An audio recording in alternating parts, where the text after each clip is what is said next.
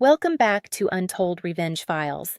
Today, the story you're about to hear takes place in Crestfield, Virginia, and I promise you, by the end of it, you will never look at the word family the same way again. My name is Margot Ellison. I'm 30 years old, and on the night my parents threw me a birthday dinner at the most expensive restaurant in town, they weren't there to celebrate me. They were there to erase me. But let me take you back, because to understand what happened at that dinner, you need to understand who I was before it, and who my family had always needed me to be. I'm an artist. Oils, watercolors, mixed media. I've been painting since I could hold a brush, and for most of my life that was treated as a punchline in the Ellison household. My mother, Diane, was a real estate broker who measured everything in market value. My father, Warren, ran a mid-size accounting firm and measured everything in returns. And my younger sister, Brooke, well, Brooke was everything they ever wanted. Business degree, startup founder, spoke the language of spreadsheets and shareholder value. Me? I spoke the language of color and silence. And in my family, silence was weakness. Growing up, the favoritism wasn't subtle. Brooke's report cards went on the refrigerator. Mine went in the recycling. When Brooke got into her business program, my parents threw a party with catered food and a custom cake. When I got accepted into a juried art exhibition at 22, my mother barely looked up from her phone. "That's nice, honey. Have you thought about something more stable?" But there was one person who never made me feel small. My grandmother, Nana May. She lived in a cabin about 2 hours outside Crestfield, tucked against the Blue Ridge foothills. That cabin was my sanctuary. Every summer, every holiday I could manage, I was there, painting on her porch, listening to her stories, learning that being different wasn't the same as being less. When Nana May passed away 3 years ago, she left the cabin to me. Not to Brooke, not to my parents. To me. In her will, she wrote, "For Margot, who always saw beauty where others didn't bother to look." My parents never forgave me for that. So when my mother called out of nowhere, 3 weeks before my 30th birthday, and said she wanted to host a dinner for me at the Regency, the fanciest restaurant in Crestfield, my heart did something stupid. It hoped. Maybe they'd finally changed. Maybe turning 30 meant something to them. Maybe they were ready to see me. Before I tell you exactly what happened at that dinner, tell me, what time is it where you are right now, and where are you watching from? I'm really curious to see how far this story will travel. A week before the dinner, Brooke showed up at my studio unannounced. She walked around touching canvases she'd never cared about, complimenting work she'd never noticed, and then she sat down and said the words I should have expected all along. "Margot, we need to talk about the cabin." She told me her startup was drowning in debt. Investors had pulled out. She needed capital, fast, and the family had decided the fairest thing would be for me to sell Nana May's cabin and hand the money over to Brooke. "It's what Nana May would have wanted," Brooke said, her voice careful, rehearsed. Family helping family. My stomach dropped, not from surprise, from recognition. I'd heard this script before. Every version of love my parents offered came with conditions and a price tag. I told her I'd think about it. She hugged me on her way out, and her perfume lingered in the studio like a warning. Over the next 2 weeks, the pressure multiplied. My father called, then Uncle Ray, then Cousin Kim. All with the same message. "Don't be selfish, Margot. It's just a building. Brooke needs this. The family needs this." The night before the dinner, while sorting through a box of Nana May's belongings I'd brought from the cabin, I found an envelope I'd never opened. Cream-colored, her handwriting across the front. "For Margot. When the time is right." My hands trembled, but something deep and quiet told me to wait. I slipped it into my purse. The Regency was lit gold when I arrived. I wore the nicest dress I owned, a deep blue thing I'd bought for the occasion. I walked through those tall doors expecting a birthday banner, candles, maybe even a cake. Instead, I found 50 relatives seated at long banquet tables. No balloons, no streamers, no "Happy Birthday, Margot." Just rows of faces watching me like I was walking into a sentencing hearing. My father stood at the front of the room, microphone in hand. My mother sat beside him, arms crossed, jaw set. Before I could even find a seat, Warren tapped the mic and cleared his throat. "Thank you all for coming tonight. Diane and I have something important to address." He looked directly at me. "Margot, we love you, but your refusal to support this family, your stubbornness, your selfishness, it goes against everything the Ellison name stands for." He paused. The room went airless. "As of tonight, we are formally disowning you." My knees softened. The room blurred at its edges. 50 pairs of eyes stared at me like I was already gone. Then, someone slid a stack of legal papers across the table toward me. A pen rolled to a stop against my wrist. "Sign the cabin over," my mother said quietly, "and we can all move on." I had no idea that what I was about to do next would not only change my life, but expose every secret my family had been hiding for years. I stared at the papers. The legalese blurred beneath the chandelier light. My hands were shaking so hard I could see the shadow of my fingers trembling against the white tablecloth. Around me, the murmuring started, a chorus of voices I'd been trained since childhood to obey. "Just sign it, Margot. Stop making this harder than it needs to be. Nana May wouldn't want this kind of drama." Aunt Patricia leaned over from 2 seats down and whispered, "Honey, sometimes the loving thing is to let go." Loving. They kept using that word like a leash. My mother hadn't moved. She sat with that practiced composure she wore like armor, the same expression she used when she told neighbors we were so close as a family. Brooke sat beside her, eyes fixed on her own lap, fidgeting with a napkin. She wouldn't look at me. She didn't have to. The whole room was doing her bidding. Warren was still standing, microphone lowered, but still in his grip, as if he expected this to be a brief formality. Sign, cry, leave. That was the script they'd written for me. But then I saw her. In the far corner of the room, half hidden behind a pillar, was a woman I hadn't seen in over 15 years. Tall, silver-haired, with Nana May's same sharp cheekbones and steady gaze. My great-aunt. Helen. Helen, my grandmother's younger sister, had been cut from the family years ago. I never knew why. My mother always said she was troubled and not someone we associate with. But there she was, sitting quietly with a worn leather folder on the table in front of her, watching my mother with the calm intensity of someone who had waited a very long time for this exact moment. My mother noticed her too. I saw Diane's composure crack, just for a second. A flicker of panic behind her perfectly lined eyes. That flicker changed everything. Have you ever had a moment like that, where every scattered piece of your life suddenly clicked into place and you realized you weren't crazy, you weren't dramatic, you weren't too sensitive? If you have, type "I see it now" in the comments. Because that flicker in my mother's eyes was my moment. It told me she was afraid, and people who are in the right don't look afraid. I reached into my purse. My fingers found the cream-colored envelope. For Margot. When the time is right. The time was right. I stood up slowly. My chair scraped across the marble floor, and the sound cut through the murmurs like a blade. I walked to where my father stood and, before he could react, I took the microphone from his hand. "You want to disown me?" I said, my voice steadier than I had any right to feel. "Fine. But before I go, I think everyone here deserves to hear from someone who actually loved me without conditions." I tore open the envelope. Inside were 3 pages in Nana May's careful cursive. I unfolded them, and I read them aloud. The letter began with love, the kind that doesn't demand performance. She wrote about watching me paint as a little girl, about the fire she saw in me that my parents kept trying to smother. And then the letter turned. "Margot, if you're reading this in a room full of people trying to take this cabin from you, know that they've tried before. Your mother first attempted to have the deed transferred into her name 6 months before I passed. I refused. She tried again through a lawyer. I refused again. What your mother has never told anyone is that she and your father borrowed $40,000 from my estate under false pretenses 3 years before my death, claiming it was for home repairs.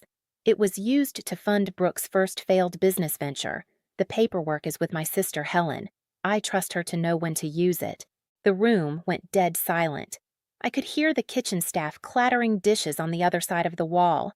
My mother's face had drained of color. Warren's knuckles were white against the table's edge. Brooke's mouth was open, but nothing came out. And then Helen stood. She walked forward with the unhurried stride of someone who had carried the truth for years and was finally setting it down. She opened her leather folder and placed 3 things on the table: printed bank records documenting the $40,000 withdrawal, a notarized statement from Nana May's attorney confirming no repairs were ever authorized, and the one that made my mother physically recoil, a digital recording.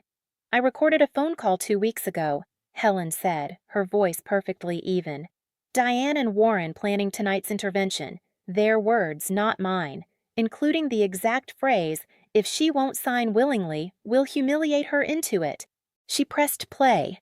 Through the speaker of her phone, my parents' voices filled the silent room. Every manipulative calculation, every rehearsed line, laid bare in front of 50 people who had believed them. Uncle Ray pushed his chair back from the table. Cousin Kim covered her mouth. Aunt Patricia, the one who'd told me to let go, stared at my mother like she was seeing a stranger. I set the microphone down gently on the table. "I'm not signing anything," I said. "Not tonight. Not ever." I walked toward the door. My heels clicked against the marble in a rhythm that felt like punctuation at the end of a very long sentence. Then, something I didn't expect. My cousin Lily, 21, stood up and followed me. Then her brother Marcus. Then a quiet girl named Sophie, who later told me she'd been the family's other disappointment. 4 of us walked out of the Regency that night into cool Virginia air that had never tasted so clean.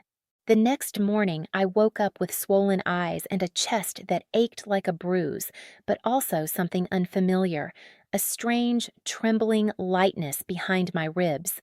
For the first time in 30 years, I wasn't performing for anyone. I wasn't auditioning for love. I was done shrinking myself to fit their frame. It was time to build my own. The weeks that followed were not triumphant. I want to be honest about that. There were mornings I woke up reaching for my phone, half expecting a text from my mother that said, "I'm sorry, I was wrong. Please come home." It never came.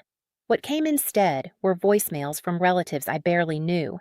Some furious, some confused, all of them parroting whatever version of events my parents had fed them. "You humiliated your own family." "Nana May would be ashamed of you." "You're tearing us apart over a building." I blocked numbers until my contact list felt like a graveyard. Then I packed my car with canvases, brushes, and everything that mattered, drove 2 hours east into the Blue Ridge foothills, and unlocked the cabin door. Nana May's cabin smelled the way it always did: cedar, dried lavender, old books. Her reading glasses sat on the windowsill where she'd left them. Her quilt was still draped over the rocking chair. I sat on the porch that first evening watching the tree line turn gold with sunset, and for the first time in weeks, I didn't feel like I was falling. I felt like I had finally landed. 3 months passed. Then 6. I converted the cabin's back room into a full studio. Natural light poured through the wide windows Nana May had insisted on. "An artist needs honest light," she used to say. I started painting again, not for approval, not for validation, but because my hands remembered what my heart had tried to forget. This is who I am. I listed a few pieces on an online gallery. 2 sold in the first week, then 4 more. A regional arts magazine ran a feature under the headline, "Blue Ridge Brushstrokes, the Quiet Art of Margot Ellison." Commission requests started filling my inbox faster than I could answer them. I also began teaching. A community center in the nearest town, Barlow, a place where everyone knows your name by your second visit, offered me a Saturday slot for children's art classes.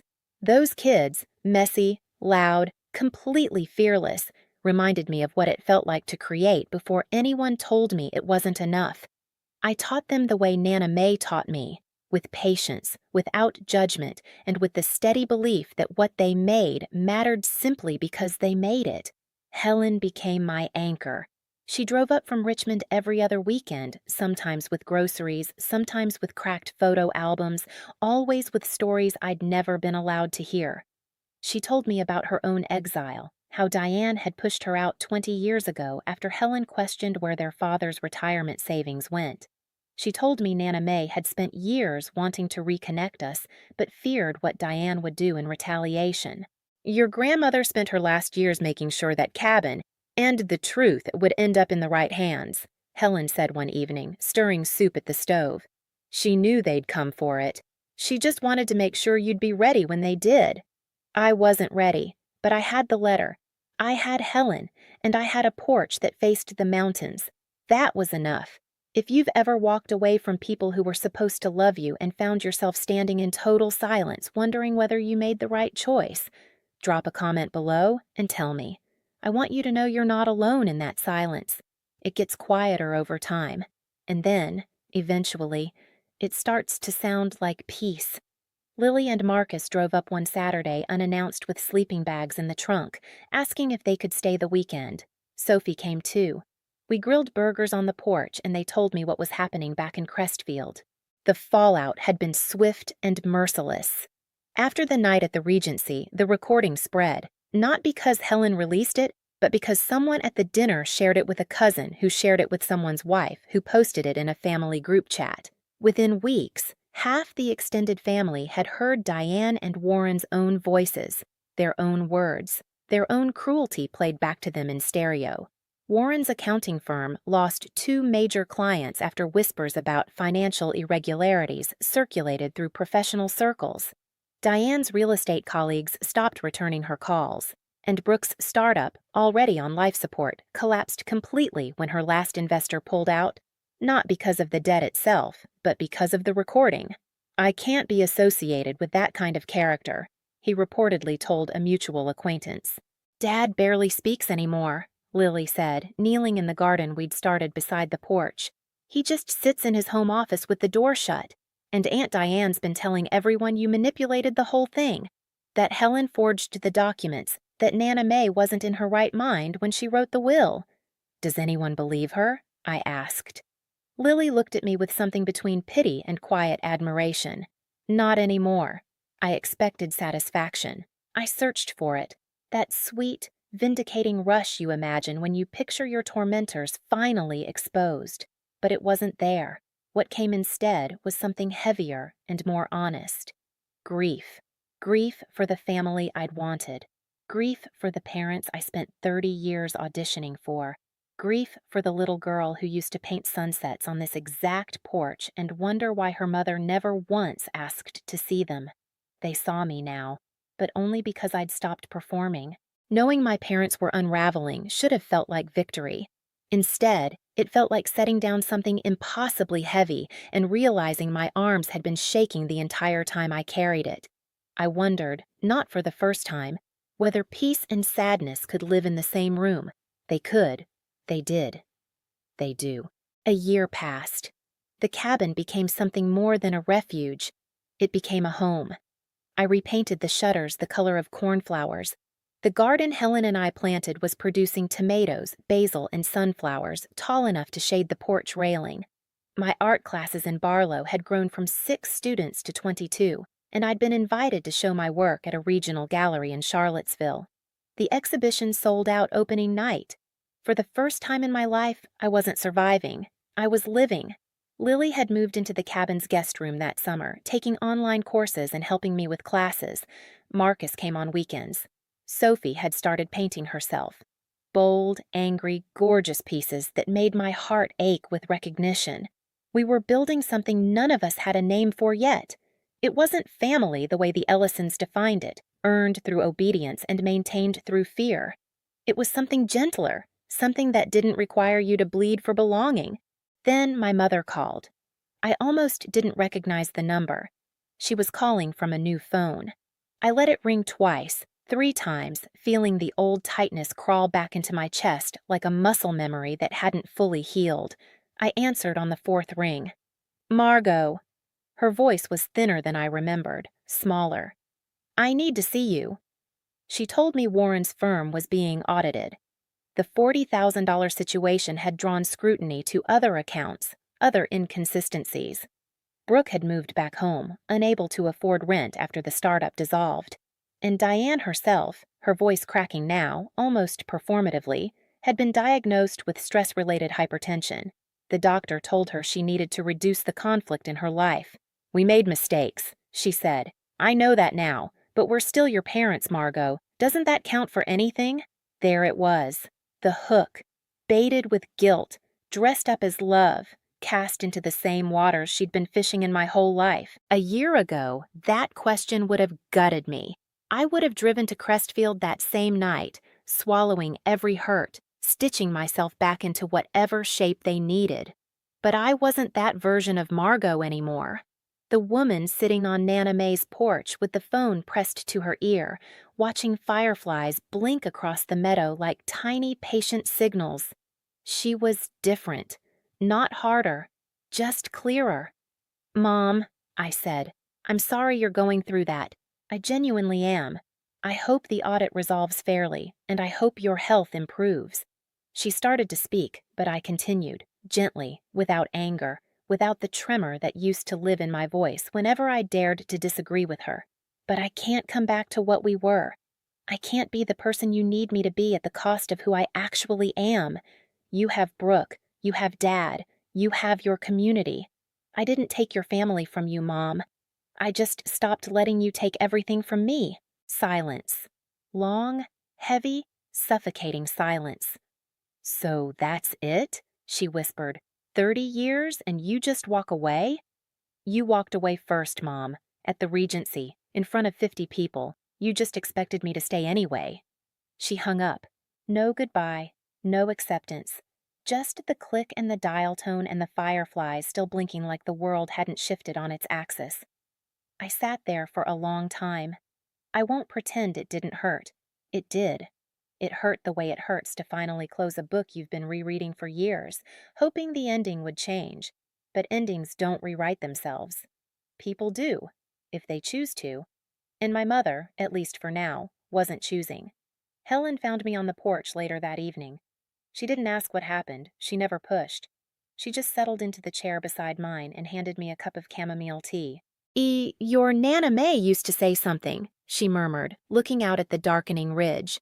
"Love is a door, not a cage. If someone only opens it when they need something from you, it was never love. It was a transaction." I held the warm mug between my palms and thought about the girl I was at 10, cross-legged on this very porch, painting wildflowers in the fading light, believing that if she could just make something beautiful enough, her mother would finally look. I wasn't painting for her anymore. I was painting for me. And the wildflowers were still beautiful.